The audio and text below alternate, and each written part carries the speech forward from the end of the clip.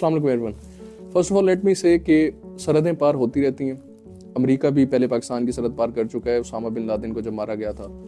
India भी जो है कोशिश कर चुका है पाकिस्तान की सरहद पार करने की। उसको उसका जवाब ज़रूर मिला था। लेकिन जो सरहदें होती हैं वो दो सूरत हाल में पार करने की इजाज़त होती है डिप्लोमेटिक चैनल्स में। एक, जब आप इजाज़त लो दूसरे मुल्क से जिसकी आप सरहद पार कर रहे हो, और दूसरा कि अगर टारगेट बहुत ज़्यादा हाई वैल्यू टारगेट हो, जैसे कि उसामा बिन लादेन था, तो वैसे ही दूसरे ममालिक की जो एजेंसीज़ हैं वो दूसरे मुल्क को जिसकी सरहद पार होती है उसे आगाह नहीं करती, क्योंकि मिस मैनेज होने का ख़तरा होता है। लेकिन ईरान का पाकिस्तान की सरहद पार करना थोड़ा सा रिडिकुलस एक्ट था। क्यों? क्योंकि हमारे कम्युनिकेशन चैनल्स पहले ही ईरान के साथ मौजूद हैं, जिनके थ्रू ईरान हमें बता सकता था कि ये दहशतगर्द आपकी सरहद के अंदर मौजूद हैं और हम इन पर अटैक करना चाहते हैं। सबसे पहले ये समझते हैं कि ईरान ने आखिर ऐसा किया क्यों। तेहरान में अभी रिसेंटली जब कासिम सुलेमानी की बरसी थी तो ख़ुदकुश हमले हुए थे, जिसकी ज़िम्मेदारी ISKP दाइश सीरिया ने कबूल की थी। उन हमलों में तकरीबन 100 के करीब ईरानी शहीद हुए थे। ईरान ने रिटेलिएट तो करना था, तो ईरान ने 16 जनवरी को सीरिया और इराक के शहर इरबिल में जो है एयर स्ट्राइक्स की थी। इरबिल में जो अटैक किया गया था उसकी रीज़न ईरान की तरफ से ये दी गई कि वहाँ पर क्योंकि अमेरिका और इसराइल के जासूस पाए जाते थे, इसीलिए अमेरिकी इंस्टॉलेशंस के करीब एयर स्ट्राइक्स की गई थी। जबकि सीरिया में ISKP यानी कि दाइश सीरिया का जो कुछ दहशतगर्द थे उन्हें मारने के लिए जो है वो एयर स्ट्राइक्स की गई थी।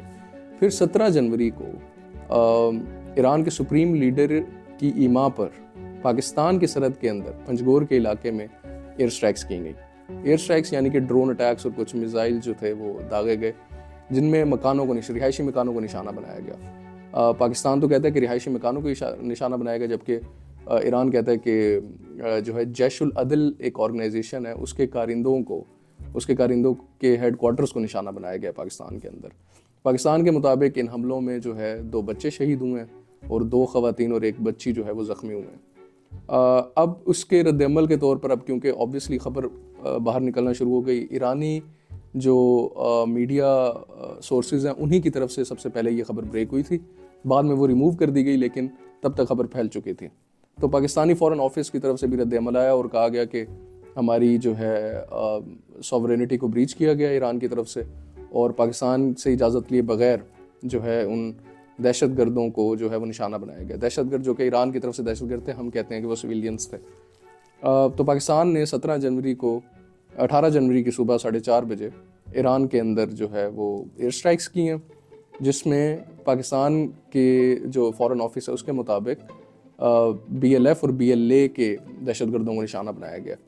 BLA जो है बलूचिस्तान लिबरेशन आर्मी और BLF बलूचिस्तान लिबरेशन फ्रंट, ये दोनों ऑर्गेनाइजेशंस पाकिस्तान में बलूचिस्तान की अलहदगी की तहरीक चला रहे हैं। जबकि ईरान ने जिन दहशतगर्दों को मारने का दावा किया था वो ईरान के अंदर सिस्तान सूबे को अलहदा करने की तहरीक चला रहे थे। ये दोनों ऑर्गेनाइजेशंस पाकिस्तान और ईरान में, जो पाकिस्तान में बलूचिस्तान वाला हिस्सा और ईरान में सिस्तान वाला हिस्सा, इन दोनों की अलहदगी की बात करते हैं और एक अलहदा मुल्क की बात करते हैं।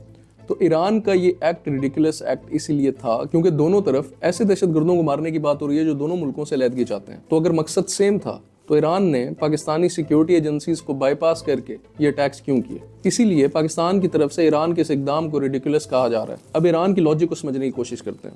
ईरान ने इराक में और सीरिया में जो अटैक किए हैं, ईरान के मुताबिक वो ईरानी स्टेट के ख़िलाफ़ काम कर रहे थे। उनमें से कुछ लोग जो थे वो इसराइली और अमेरिकी जासूस थे, जबकि ISKP पर भी ईरान ये इल्ज़ाम लगाता है कि ये अमेरिका की और इसराइल की वहाँ पर काम करते हैं।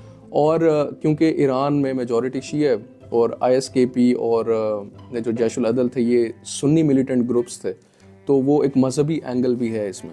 क्योंकि ईरान के मुताबिक ISKP और जैशुल अदल ये दोनों ग्रुप्स आपस में कम्युनिकेट करते हैं और ईरान के ख़िलाफ़ कार्रवाइयाँ करते हैं। दाइश सीरिया के बारे में तो आपको पता होगा, लेकिन जैशुल अदल क्या है?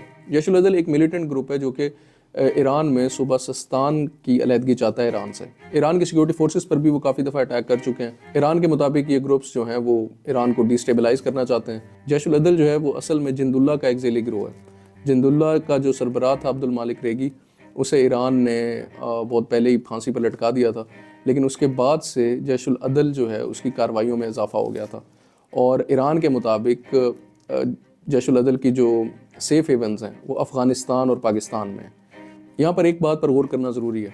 ईरान ने इराक में हमला किया, سیریا میں حملہ کیا داعش پر، اور پھر پاکستان میں حملہ کیا جیش العدل کے ٹھکانوں پر، لیکن افغانستان میں حملہ نہیں کیا، حالانکہ افغانستان میں جیش العدل کی مین پریزنس ہے۔ اس کے رد عمل میں پاکستان نے ایران کے سرحدی علاقوں میں BLA اور BLF کے کچھ ٹھکانوں پر حملہ کیا، اور یہ ریٹیلیشن ایران کی ڈم حرکت کی وجہ سے بڑھتی جا رہی ہے۔ میں کیوں کہہ رہا ہوں کہ ایران نے یہ ڈم حرکت کی ہے؟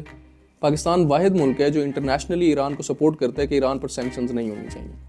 اس کے علاوہ پاکستان اور ایران کے درمیان کمیونیکیشن چینلز موجود ہیں۔ IPSC جو ہے اس کا قیام اسی لیے عمل میں لایا گیا تھا کہ اگر اس طرح کی کوئی بھی ایکٹیویٹی سرحد پار کرنی ہوگی تو دونوں ملک آپس میں پہلے ایک دوسرے سے کمیونیکیٹ کریں گے، ملیٹریلی یا سویلین چینلز کے تھرو، اور اس کے بعد اس طرح کی کوئی اسٹریٹجی بنائیں گے جس کے تھرو دہشت گردوں کا سدباب کیا جائے گا۔ اس کے علاوہ ہسٹوریکلی اگر دیکھیں تو پاکستان اور ایران کے تعلقات بہت اچھے نہیں رہے، لیکن کبھی ایسا نہیں ہوا کہ پاکستان نے ایران کی سرحد بریچ کی ہو یا ایران نے پاکستان کی سرحد بریچ کی ہو۔